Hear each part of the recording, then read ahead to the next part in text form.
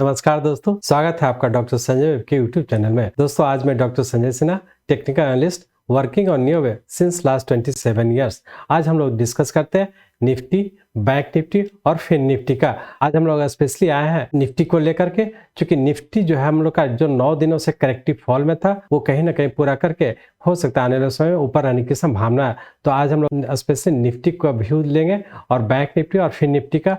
और आज एक और स्पेशल, क्योंकि मैक्सिमम लोगों का इच्छा था कि कुछ होली के टाइम में कुछ ऑफर आना चाहिए, तो आज हम एक ऑफर लेकर के आए हैं आप लोग के लिए, खास करके उन लोगों के लिए जो सीखना चाहते हैं, स्पेशली नियो वेब सीखना चाहते हैं, उनके लिए एक स्पेशल ऑफर है। तो जो लोग सीखना चाहते हैं वो आप चाहें तो आप इसको ले सकते हैं और सीखने का कोशिश कर सकते हैं। तो चलिए पहले हम लोग देखते हैं निफ्टी को। ये निफ्टी का हम लोग का आवरली चार्ट है और आवरली चार्ट में हम लोग देख पा रहे हैं कि यहाँ से जो एक्स वेब बनने के बाद जो यहाँ से नीचे स्टार्ट हुआ था, तो ये 1, 2, 3, 4 और 5 वेव में कंप्लीट करके और यहाँ पे 5th वेव का एक जो स्मॉलेस्ट, जो सबसे छोटा वेव था, उसको कंफर्म किया है। और ये हो सकता है कि अब बहुत ज़्यादा संभावना है कि यहाँ से जो नीचे आया 5 वेव में, ये पूरा करके फिर से इस पूरे के करेक्टिव राइज में इंटर होने की संभावना है। क्योंकि ये पूरा एक 5 वेव में कंप्लीट किया तो बहुत ज़्यादा संभावना है कि ये करेक्टिव राइज में, क्योंकि निफ्टी हम लोग का ये 5 वेव में कंप्लीट किया और ये 5 वेव कंप्लीट करने में रफली 9 डेज का टाइम लिया है। तो हो सकता है आने वाले समय में हो सकता है करेक्टिव राइज में इंटर करने की संभावना, और इस करेक्टिव राइज में ऊपर हो सकता है कम से कम 17,600 तक जाने की संभावना, और कम से कम हमारा ये 4 से 5 दिन ऊपर रहने की संभावना है। तो ये मान करके चलिए कि आने वाले समय में 4 दिन कम से कम ऊपर रहने की संभावना और कम से कम 17,600 तक जाने की संभावना है। क्योंकि यहाँ से जो फॉलो हुआ उसका करेक्टिव राइज होगा, ये चूंकि 5 वेव में आया तो जिगजैग पैटर्न बनाने की संभावना है। तो हो सकता है कि इसका जो 61.8% है उससे नीचे ही रहने की संभावना है। तो वो हमारा निकल के आ रहा है रफली 17,800 के आसपास। तो ये मान करके चलिए कि मिनिमम 17,600 तक तो जाने की संभावना। तो उसके लिए अब हम लोग ये ध्यान रखेंगे, कहीं भी हम लोग शॉर्ट पोजीशन तुरंत अभी बनाने की कोशिश नहीं करेंगे। एक चीज़ और ध्यान रखें, क्योंकि ये हम लोग का करेक्टिव राइज होगा तो फिर से आने वाले समय में फिर से नीचे ही रहने की संभावना।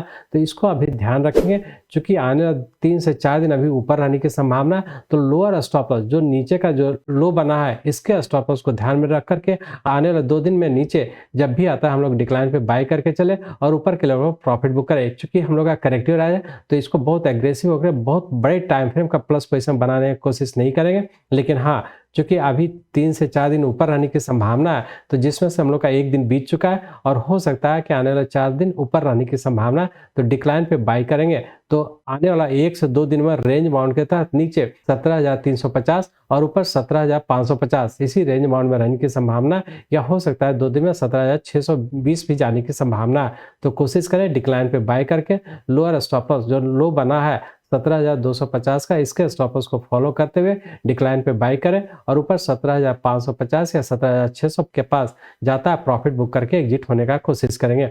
तो चूंकि हम लोग का एक करेक्टिव फॉल पूरा किया और फिर से इसके करेक्टिव राइज में इंटर किया, तो आने वाले 2-3 दिन डिक्लाइन पे बाय करके ऊपर के लेवल पर प्रॉफिट बुक करें। लेकिन ध्यान रखें फिर से दोबारा नीचे ही आने की संभावना, तो बेहतर है छोटा छोटा ट्रेड करने का कोशिश करेंगे। नेक्स्ट हम लोग का बैंक निफ्टी। ये बैंक निफ्टी का हम लोग का आवरली चार्ट है, लेकिन बैंक निफ्टी में जो मंडे को डिस्कस किए थे उसमें आप लोग को बताया था कि ये हम लोग का ABC मतलब 3 वेव में नीचे कंप्लीट किया था और इसको बनने में हमारा 5 डेज लगा था। और जैसा पिछले दिन भी डिस्कस किए थे कि मिनिमम 5 दिन तो ऊपर आने की संभावना है, तो अभी ऊपर कंटिन्यू है। और जैसा पिछले वीडियो में हम लोग डिस्कस किए थे कि हो सकता है कि ऊपर 41,000 तक भी जाने की संभावना है, तो अभी भी ऊपर कंटिन्यू है, जिसमें कि हमारा ये A, B और C और फिर से X बना करके फिर से A गया, और हो सकता है कि कल या परसों दोबारा नीचे 40,400 और फिर से ऊपर 41,000 तक जाने की संभावना है। मतलब आने वाले 2 दिन में अभी भी नीचे डिक्लाइन पे बाय करके ऊपर के लेवल पर प्रॉफिट बुक करेंगे। और स्टॉप लॉस जो रखेंगे हम लोग 40,070 का स्टॉप लॉस रखेंगे। 40,070 के स्टॉप लॉस को ध्यान में रख करके जब भी नीचे 40,400 के आसपास आता है डिक्लाइन पे बाय करें और ऊपर 41,000 के पास जाकर के प्रॉफिट बुक करने का कोशिश करेंगे। क्योंकि ये हम लोग का जो फॉल था वो 5 दिन का था और यह रफली हम लोग का 5 दिन पूरा हो चुका है। तो इससे भी आप समझ सकते हैं कि ये जो फॉल था उसका एक करेक्टिव राइज हो रहा है और करेक्टिव राइज कहीं ना कहीं पूरा करके फिर से नीचे ही रहने की संभावना है। तो जैसा आप लोग को पिछले वीडियो में बताए थे कि ये जो भी राइज हो रहा है करेक्टिव राइज हो रहा है, और जो भी हम लोग डिस्कस किए थे वो पूरा हो चुका है, लेकिन अभी भी ऊपर कंटिन्यू रहने की संभावना है। तो जब भी हमारा ये ऊपर से जब नीचे का कंफर्म करे तो फिर से नया लो बनने की संभावना है, मतलब फिर से दोबारा 39,200 से भी नीचे आने की संभावना। तो जो भी राइज हो रहा है, ये जो फॉल हुआ है ए बी सी, उसी का करेक्टिव राइज हो रहा है। और जैसा कि आप जानते हैं या आप लोग को जैसा बताया कि या तो हम लोग का एक ट्रायंगल का फॉर्मेशन हो रहा है या फिर फ्लैट का फॉर्मेशन हो रहा है, तो दोनों ही कंडीशन में इसका पूरे का 50% या पूरे का 61.8% से ऊपर जाने की संभावना है। तो इसको हम लोग सिर्फ ध्यान रखें कि 50% से वापस लौटता है या 61.8% से ऊपर जाने के बाद लौटता है। उसके बाद हम लोग फाइनली डिसाइड करेंगे कि यह हम लोग का ट्रायंगल का फॉर्मेशन हो रहा है या सिंपल फ्लैट का फॉर्मेशन हो रहा है। तो उसको हम लोग अनफोल्ड होने देते हैं, लेकिन अभी हम लोग आने वाले 2 दिनों के लिए डिक्लाइन पे बाय करके ऊपर के लिए प्रॉफिट बुक करेंगे। स्टॉप लॉस रखेंगे हम लोग 40,070 का। नेक्स्ट हम लोग देख लेते हैं फिर निफ्टी को। फिर निफ्टी का भी हम लोग का आवरली चार्ट है, और जैसा हम लोग पिछले वीडियो में डिस्कस किए थे कि ये हम लोग का 3 वेव में आया है, मतलब ए बी और सी वेव में नीचे करके ये हम लोग का उससे बड़े टाइम फ्रेम का हम लोग का ये बना है, और यहाँ से फिर करेक्टिव राइज में ऊपर रहने की संभावना था और उसी हिसाब से ऊपर जा रहा है। और हो सकता है कि हम लोग का बी पैटर्न के फॉर्म में ऊपर जाएगा, और जैसा इसमें भी हम लोग डिस्कस किए थे कि हम लोग का बड़े टाइम फ्रेम का हमारा ये बी और सी वेव के फॉर्म में जा रहा है। और चूंकि सी वेव का हमारा ये जो वेव बना वो 3 वेव बना, तो इसका मतलब बहुत ज़्यादा संभावना है कि ये एंडिंग डायगोनल के फॉर्म में नीचे कंटिन्यू रहने की संभावना है। एंडिंग डायगोनल के लिए बात करें तो हमारा ये ए बी और सी बनकर के फिर डी और ई मतलब 5 वेव में नीचे आएगा, जिसका सारा सबऑर्डिनेट वेव 3 3 3 3 और 3 में होगा। तो उसी का हम लोग मात्र अभी हम लोग का फर्स्ट वेव कंप्लीट किया है जो 3 वेव में है, और यहाँ से फिर जो राइज हो रहा है ये करेक्टिव राइज हो रहा है, ये भी हमारा 3 वेव में जाएगा, जिसका कि subordinate wave A B C और फिर से एक्स और फिर से हमारा ए बना। यहाँ से पर हो सकता है कल फिर से दोबारा नीचे 18,050 के पास, और फिर से 18,050 आने के बाद डिक्लाइन पे बाई करें और दोबारा फिर से 18,200 तक ऊपर जाने की संभावना है। मतलब जब भी नीचे आता है आने वाले 2 दिन में डिक्लाइन पे बाई करके हम लोग चलेंगे, और चूंकि हो सकता है कि आने वाले समय में 18,300 तक भी जाने की संभावना है। तो अभी हम लोग तत्काल 2 दिनों के लिए डिक्लाइन पे बाई करें। नीचे का स्टॉप लॉस रखेंगे हम लोग 17,900 का। इस स्टॉप लॉस को ध्यान में रख करके डिक्लाइन पे बाई करके ऊपर 18,300 तक भी जाने की संभावना। तो आने वाले 2 दिन में डिक्लाइन पे बाई करके ऊपर के लेवल पर छोटा छोटा ट्रेड करते हैं, ऊपर के लेवल पर प्रॉफिट बुक करने का कोशिश करेंगे।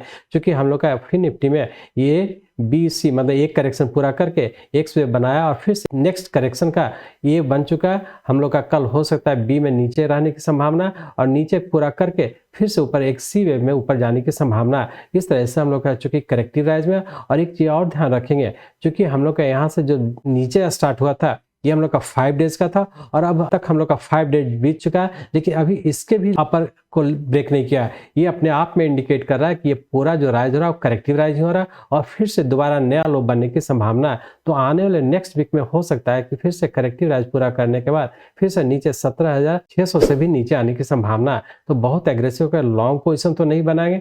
यदि लॉन्ग पोजिशन बनाते हुए तो मात्र 2 दिनों के लिए डिक्लाइन पे बाय करके ऊपर के लेवल पर प्रॉफिट बुक करें। लेकिन एक चीज और ध्यान रखेंगे कि जब भी ऊपर करेक्शन पूरा करने के बाद फिर जब नीचे की ओर कंफर्म करा, तो नीचे कंफर्म करने के बाद फिर से नीचे नया लो जो कि 17,600 या 17,500 से भी नीचे आने की संभावना है।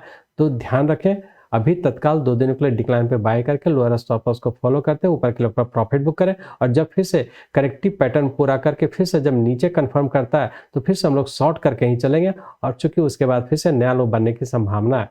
तो इस तरह से हम लोग कह सकते हैं कि निफ्टी अभी हम लोग का 9 दिन का करेक्टिव फॉल पूरा करने के बाद फिर से ऊपर करेक्टिव राइज में एंटर किया, तो आने वाले अभी 4-5 दिन ऊपर रहने की संभावना।